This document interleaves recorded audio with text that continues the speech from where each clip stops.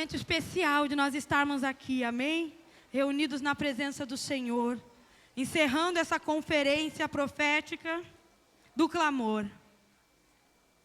E sabemos que Deus, Ele tem grandes coisas ainda para fazer nas nossas vidas, na sua vida, amém? Amém? Diga, eu creio que o Senhor ainda tem muito mais para a minha vida. Amém? E certamente Ele tem. Vamos estar encerrando hoje esta conferência falando das causas impossíveis. Diga, causas impossíveis. Não tem como falarmos das causas impossíveis sem falar do Deus do impossível. Não tem como falar do Deus do impossível sem falar em milagres. Diga, milagres. Milagres. Isso é o que o Senhor tem para a sua vida, amém? Milagres. Eu queria pedir já para colocar ali definição de algumas coisas. Primeiro, da palavra impossível. Olha, eu quero que você preste atenção aqui. Significado da palavra impossível. Que ou o que não pode ser, existir ou acontecer. Ou seja, fora de cogitação. Não pode acontecer, humanamente falando. Isto é impossível. Que ou o que não pode ser, existir ou acontecer. Mateus, esse não é o nosso texto base, mas eu quero ler aqui. Mateus 19, 26 diz, Jesus olhou para eles e respondeu. Para o homem é impossível, mas para Deus todas as coisas são. Para Deus todas as coisas são. Aleluia, e é deste Deus que nós vamos falar. O Deus que para Ele todas as coisas são possíveis. Primeiro, quero dizer a você, a palavra impossível, ela não existe no vocabulário de Deus. Amém? A palavra impossível não existe no vocabulário de Deus. Porque essa palavra pertence a nós humanos. Ou então algum anjo chegaria diante de Deus e diria assim, Senhor, meu filho precisa de uma cura. E Deus diria, não é impossível. Quando? Me diz na Bíblia, onde está escrito que Deus disse, não é impossível. Isso eu não posso resolver. Não existe, queridos, não existe. A palavra impossível não existe no vocabulário de Deus. Não existe. Ela existe aonde? No nosso vocabulário. Porque nós olhamos as coisas e determinamos se é possível ou se não é possível. Mas eu sou crente, há tantos anos eu sigo ao Senhor. E mesmo assim nós olhamos para a situação e dizemos, não é possível. Porque faz parte do nosso vocabulário, não do Senhor. E eu quero convidar você hoje, querido santo, separado pelo Senhor, a abolir do seu vocabulário a palavra impossível. Tira do seu vocabulário, ela não existe mais para você, assim como não existe para Deus. Não existe mais para você a palavra impossível, assim como ela não existe para Deus. Amém? É um desafio que nós temos todos os dias, de acordar pela manhã e dizer, não, tudo é possível, porque meu Deus é o Deus do impossível, e essa palavra não existe no vocabulário dele, isto é fé, aleluia, aleluia, aleluia. Agora eu quero significado da palavra milagre, diga milagre. Ato ou acontecimento fora do comum, inexplicáveis pelas leis naturais. Inexplicáveis pelas leis naturais. Quando for o médico que resolver, ele tem explicação, não tem? Quando for os estudos, quando os estudos resolverem, tem explicação. Como você chegou neste lugar? Eu estudei. Como você terminou a faculdade? Eu estudei. É lógico. Eu estudei, eu cheguei aqui. Então não é um milagre, é um esforço que você fez. Agora o que estava por trás do seu esforço, que talvez seja um milagre. Eu estava estudando essa semana sobre a travessia do Mar Vermelho. Em alguma coisa lá, em 87, se não me engano, foi descoberto que justamente onde o povo de Israel passou, a areia era bem mais mais elevada do que nos outros lados, onde Israel não passou. E alguém pode dizer assim, foi simples, a maré baixou, aquela terra apareceu e eles passaram, tudo bem, então que seja, foi simples. A maré baixou, a areia apareceu e eles passaram. Mas quem deu ordem ao vento, para que o vento fosse para um lado e para o outro, para que aparecesse aquilo que antes nunca havia aparecido? Quem deu ordem ao vento? E mais, quem foi que pediu depois para que as águas baixassem, justamente na hora em que o exército dos egípcios e de Faraó estavam passando? Quem foi?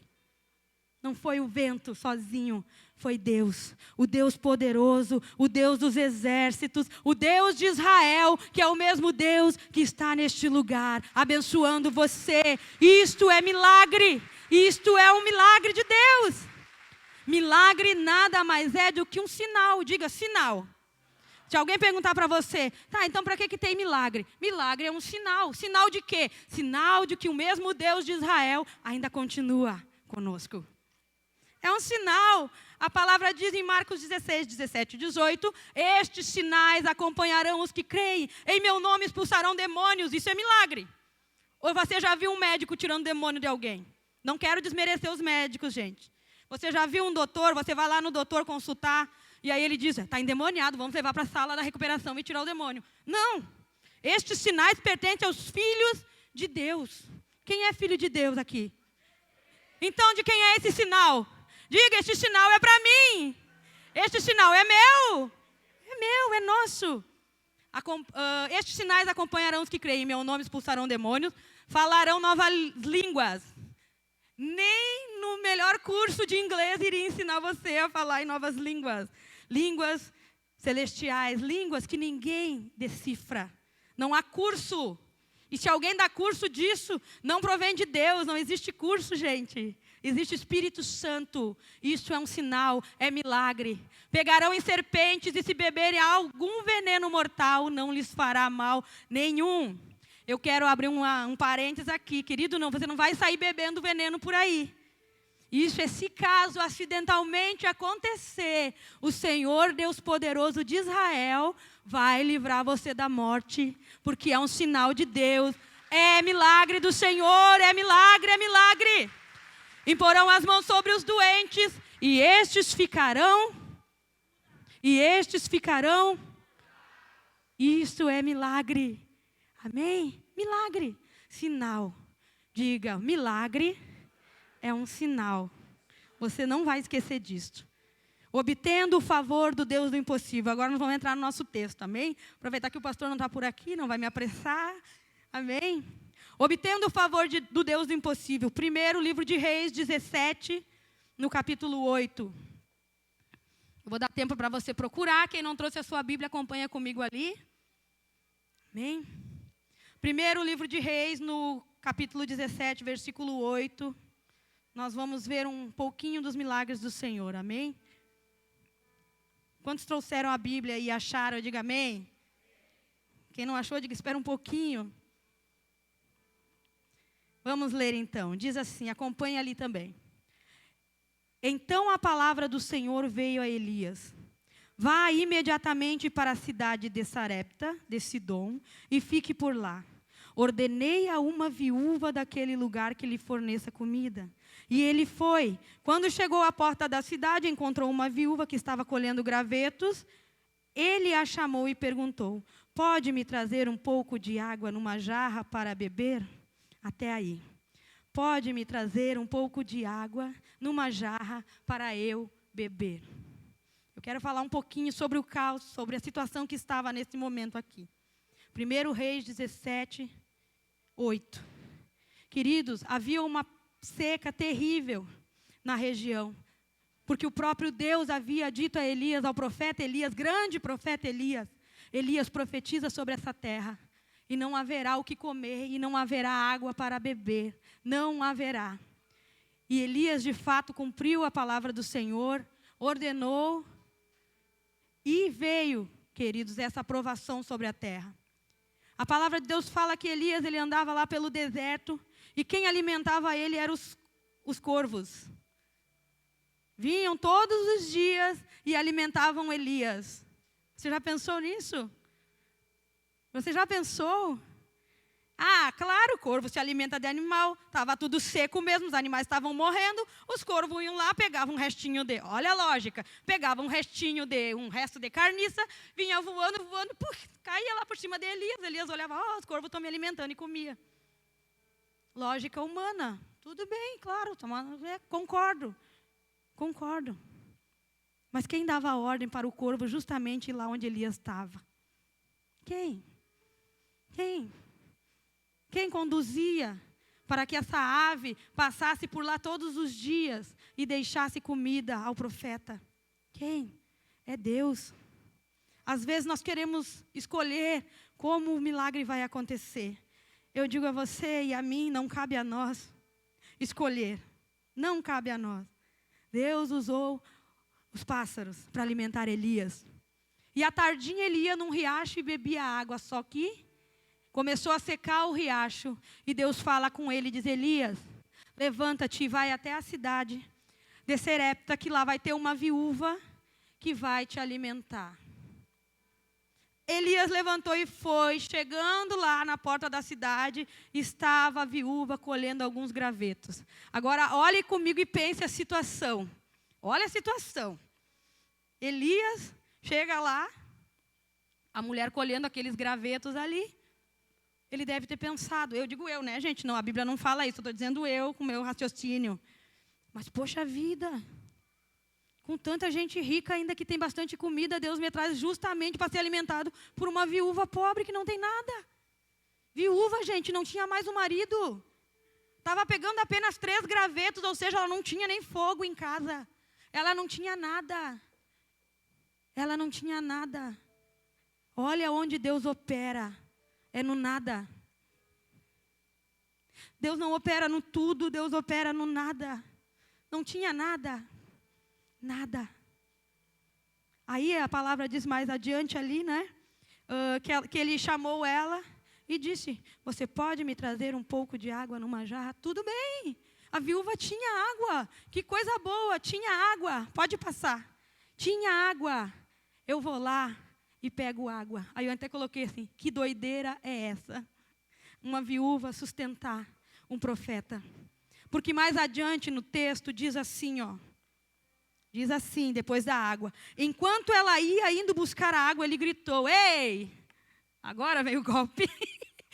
Ei, aproveitando que tu vai buscar a água, me traz um pãozinho também. Aí como a gente diz aqui, caiu os butiá do bolso, né? Deu. Agora ferrou. A água eu tinha. Mas o bolo? Eu sou uma viúva. Eu não tenho nem para mim.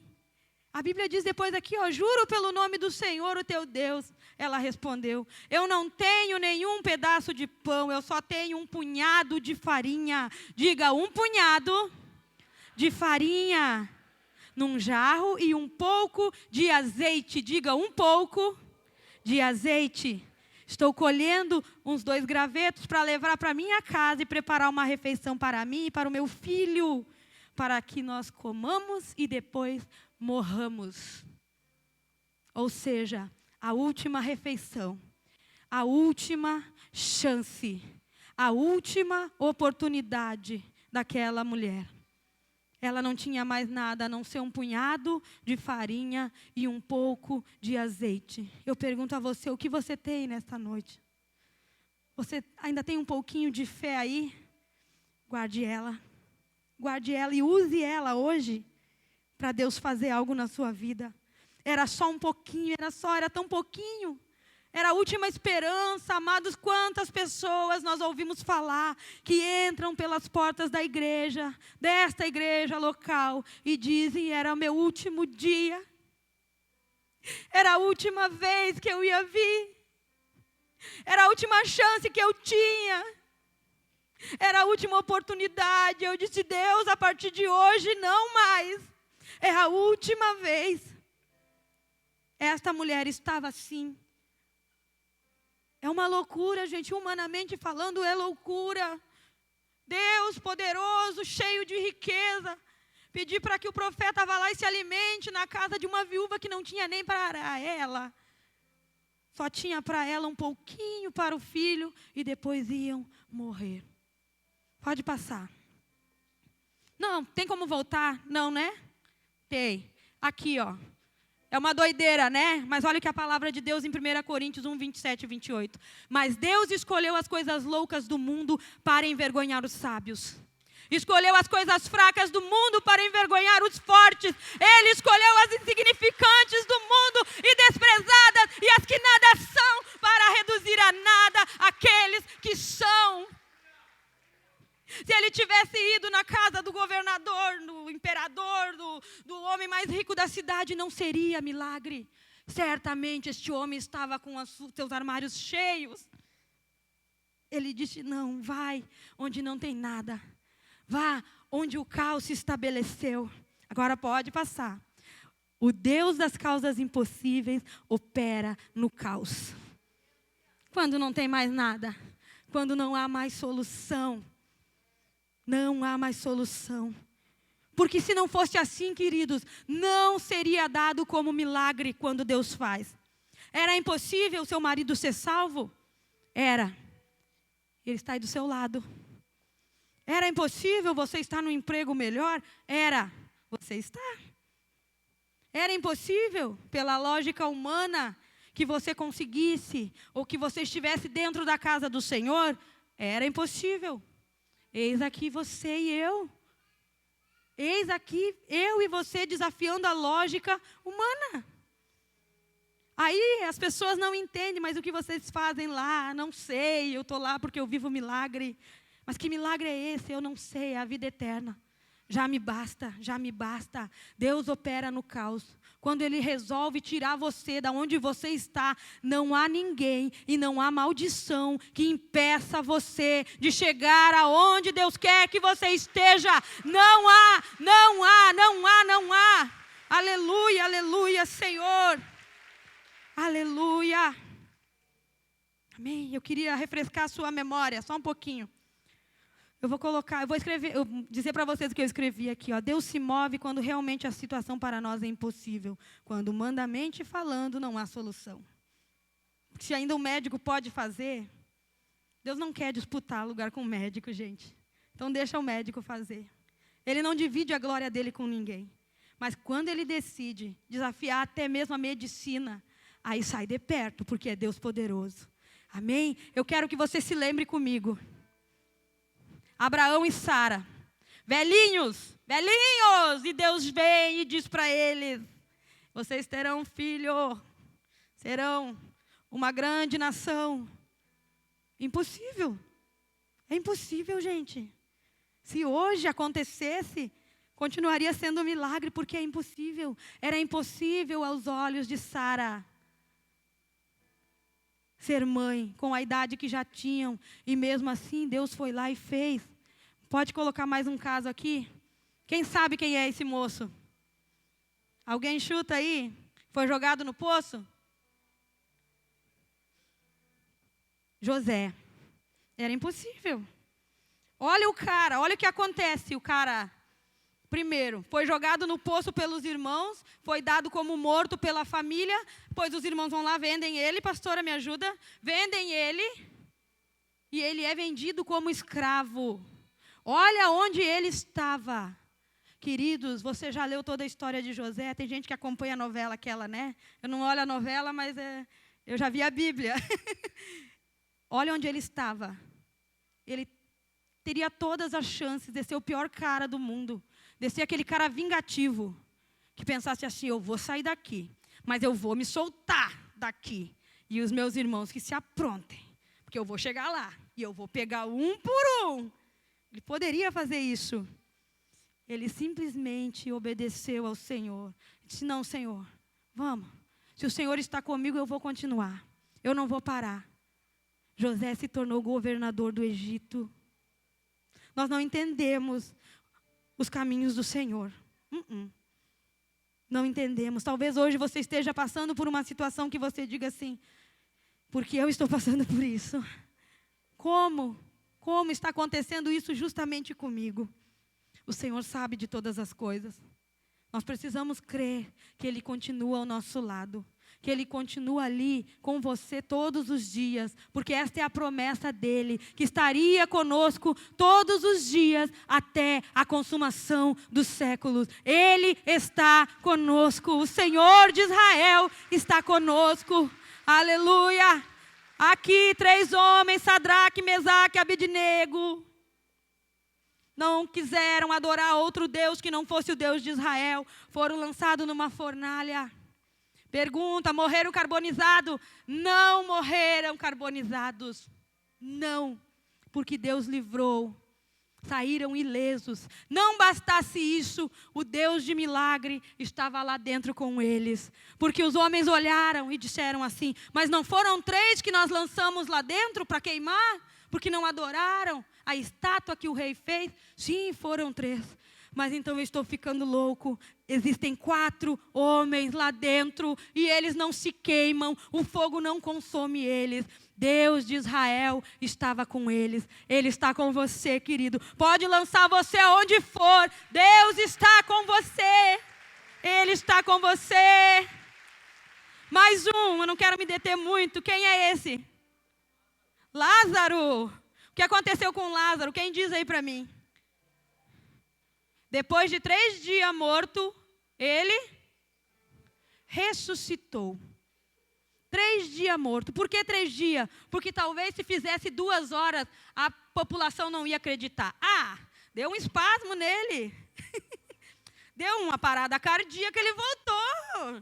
Né? Ele se emocionou quando Jesus chegou e voltou à vida. Não, Jesus esperou 3 dias. Diga 3 dias. Às vezes nós queremos as coisas de ontem para hoje, né? Senhor, eu fiz a conferência e se hoje não tiver o meu milagre na minha mão, hoje, nesta noite, não quero mais saber do Senhor. Foi para o final da fila, querido. Talvez você estivesse ali, na porta do milagre. E aí você quer desafiar Deus dessa forma, petulante. Vai para o final da fila, porque tinha um outro, um pouquinho mais humilde, que ocupou o seu lugar. Você já pensou nisso? Nós exigimos coisas demais, querido. Lázaro, 3 dias. Agora esse aqui é para matar. Esse aqui é para matar. Diga, 5 pães e 2 peixinhos.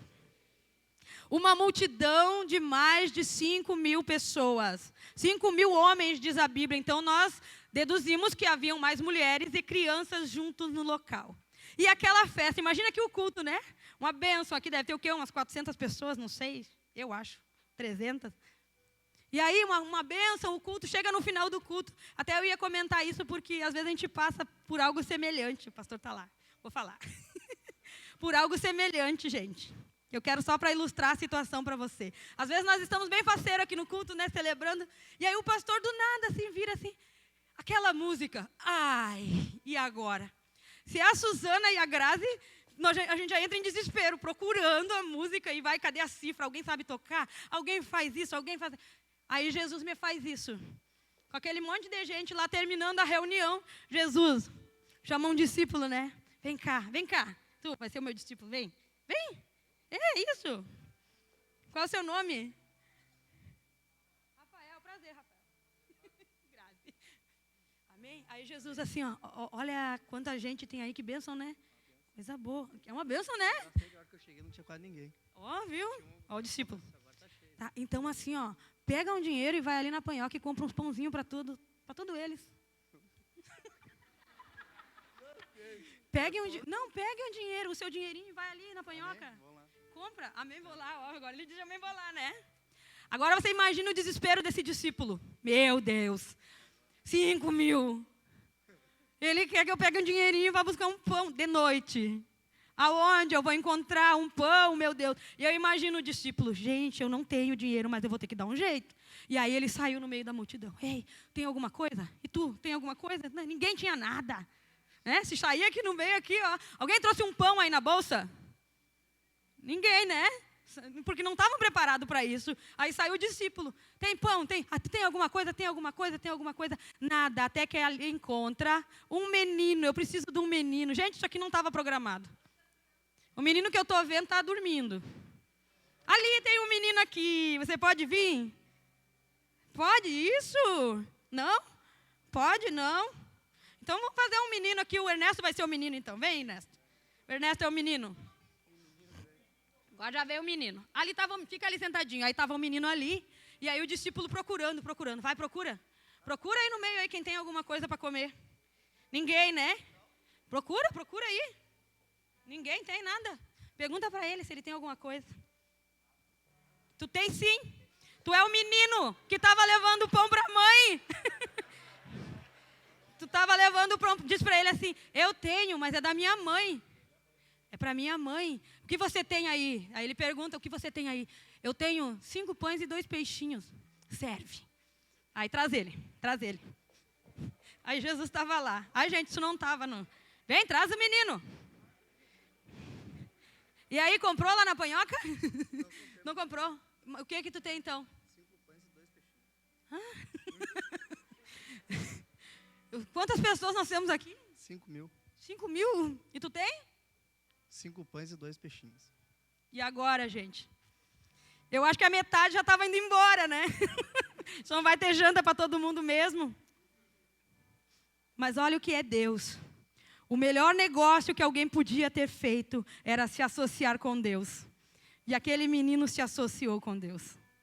Ele disse, mas eu tenho. Talvez eu tome uma surra quando eu chegar em casa. Mas está aqui, ó. 5 pães e 2 peixinhos, me dá. Pode sentar. Muito obrigada. Aplaudam a eles.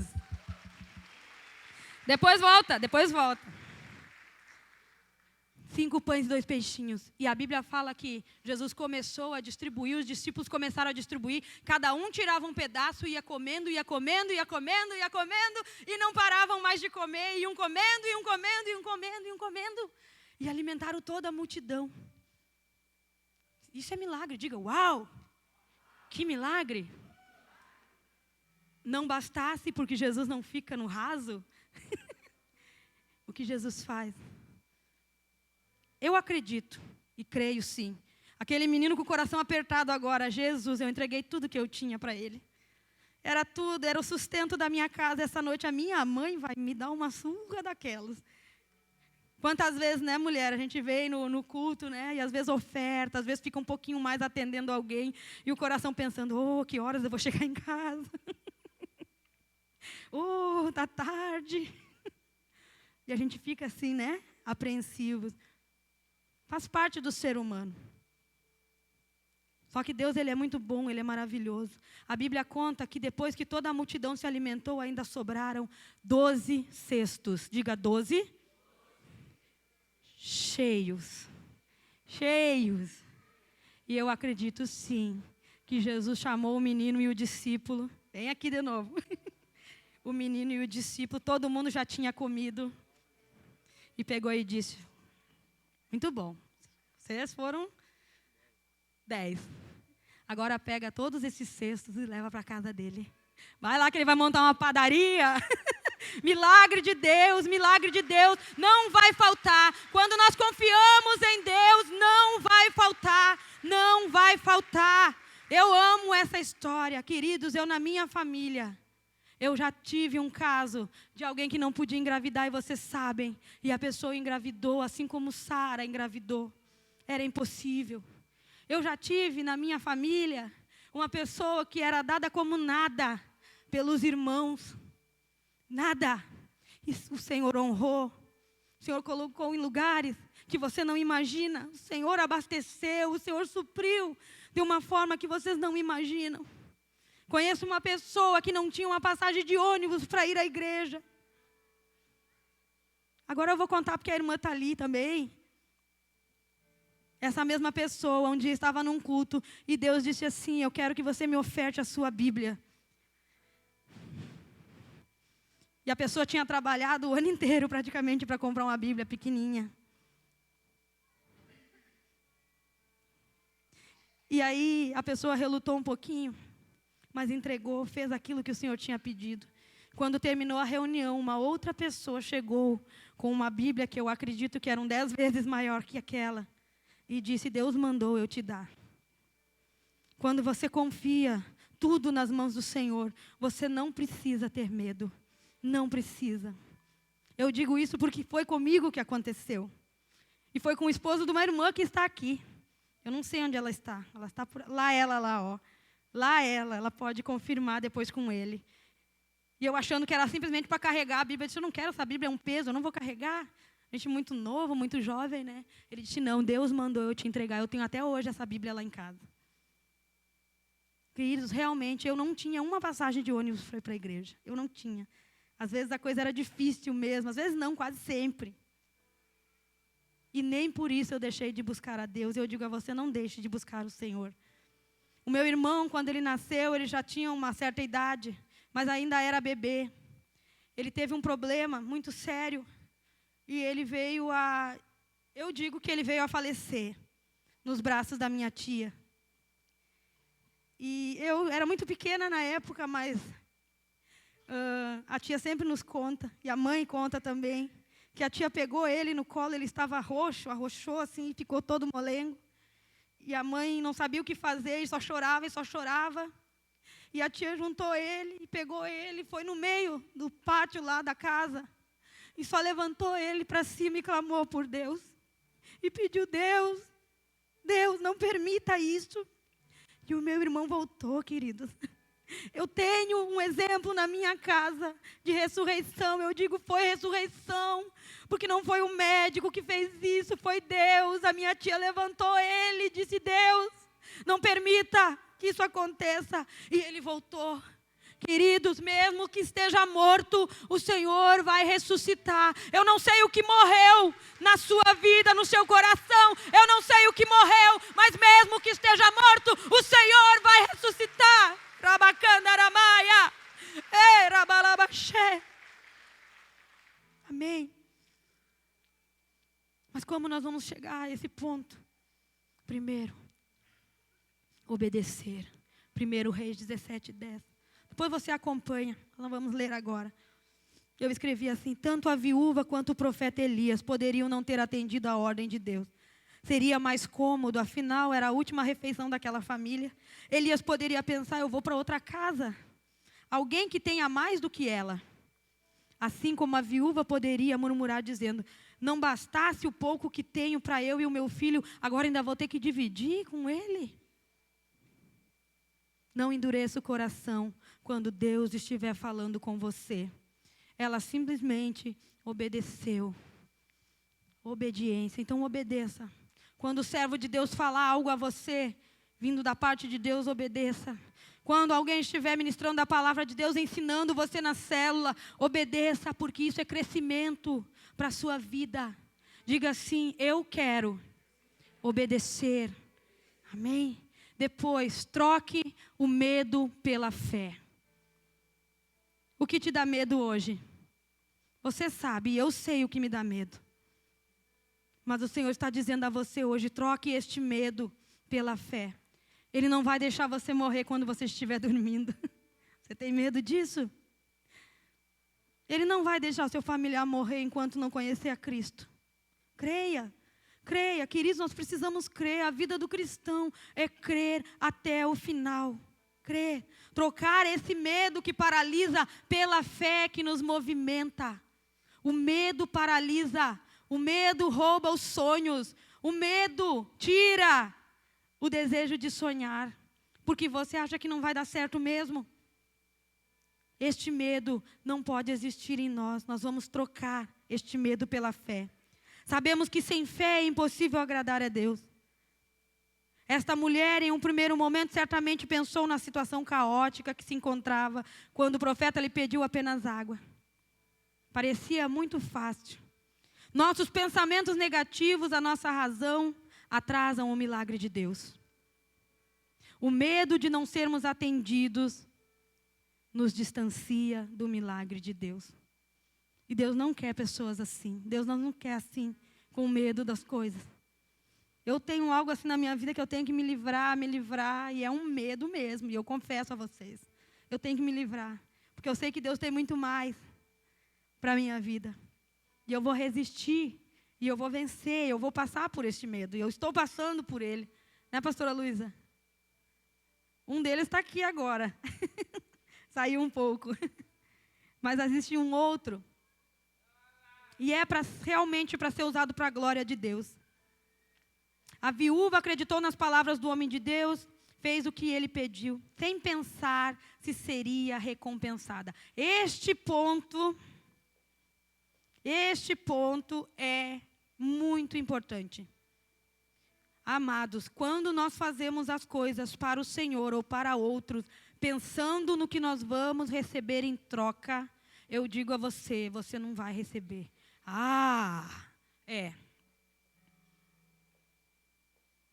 Nós não vamos receber se nós fizermos algo esperando outra coisa em troca.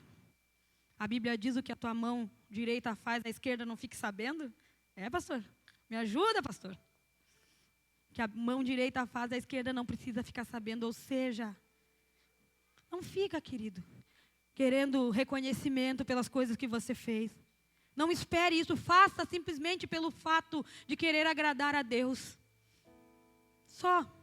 Simplesmente pelo fato de querer agradar a Deus. Aquela mulher pensou, ela estava pensando, gente, é a minha última refeição, nós vamos morrer.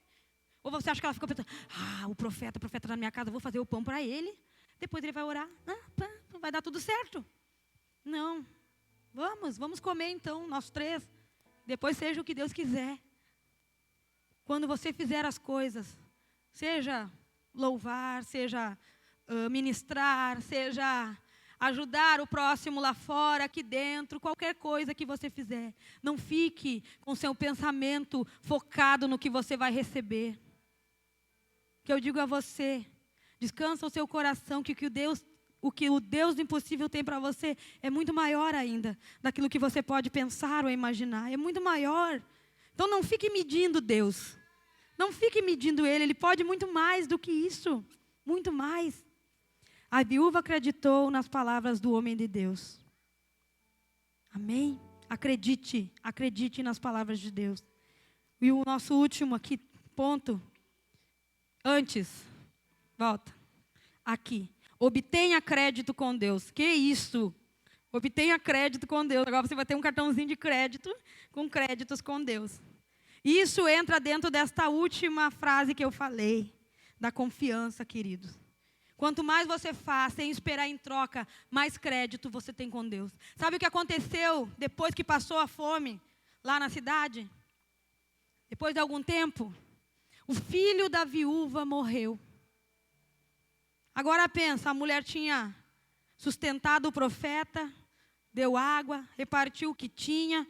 Deus providenciou para que não faltasse mais nada na casa dela por conta daquela atitude. A farinha da botija não acabou e a farinha da panela não acabou e o azeite da botija não cessou. Deus providenciou tudo para ela. Só que um belo dia ou um triste dia, o filho da viúva morreu. Assim como daquela outra mulher que fez um quartinho para o profeta Eliseu. Vocês se lembram? Fez um quartinho porque o profeta passava lá. Mas eu vou fazer um quarto para ele, vou colocar lá uma cama. O pastor até já ministrou isso. Colocar uma cama, uma cadeira, uma mesa, um candeeiro, né? Colocar lá para ele. Fez uma boa ação para o homem de Deus. Assim como aquela mulher também veio a perder o filho. E o profeta Eliseu, o sucessor do profeta Elias, fez da mesma forma que Elias fez. Elias pegou o menino, entrou no quarto e orou. Deus, essa mulher foi boa comigo. Deus, essa mulher, ela me deu o pouco que tinha e acreditou em Ti. Deus, essa mulher não tinha quase nada e mesmo assim ela depositou a fé em Ti e nas palavras que o Senhor falou através da minha vida. Agora, Deus, por favor, dê a vida novamente ao filho dela, não deixe ela sozinha, ela já é viúva. Dê a vida novamente. E a Bíblia fala que o menino voltou a respirar. Primeiro ele deitou sobre ele 3 vezes. E ele voltou a respirar. E ele entregou àquela mãe, o filho que havia morrido. Eliseu da mesma forma. A mulher fez o quartinho, cuidava quando ele passava, para que ele tivesse um pouso. E o filho da mesma forma veio a morrer. E Eliseu fez a mesma oração, entrou no quarto. Por que entrou no quarto, queridos? Porque há coisas que é em secreto, não fica contando o que você quer para todo mundo. Não fica dizendo para todo mundo qual é o seu sonho. Nem todo mundo vai sonhar com você. Tanto Elias quanto Eliseu entraram no quarto, fecharam a porta. e oraram ao Senhor. E nas 2 vezes o Senhor ressuscitou as 2 crianças. Amém? Deus, Ele é poderoso para fazer. Deus é poderoso para fazer. E Ele age em todas as áreas, você viu? Ele levou um homem a governador. Ele deu um filho para uma mãe que não podia ter. Ele curou, Ele ressuscitou. Ele multiplicou, Ele deu o que sobrou. Em todas as áreas, estes exemplos significando todas as áreas da nossa vida. Não importa a doença, não importa nada disso. O que importa é que Deus é poderoso. Poderoso para fazer infinitamente mais.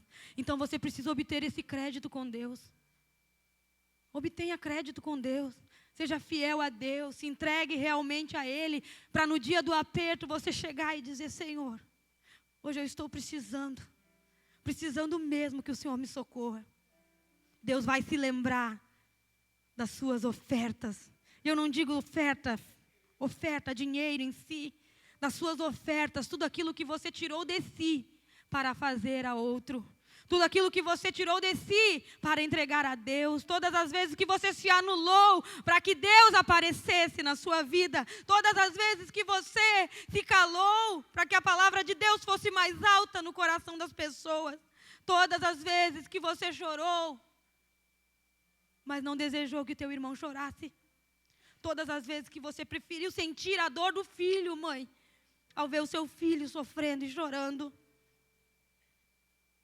Eu digo a você, Jesus levou sobre si todas as nossas dores, todas as nossas enfermidades. E o castigo que nos traz a paz estava sobre Ele. Deus tem o melhor para você.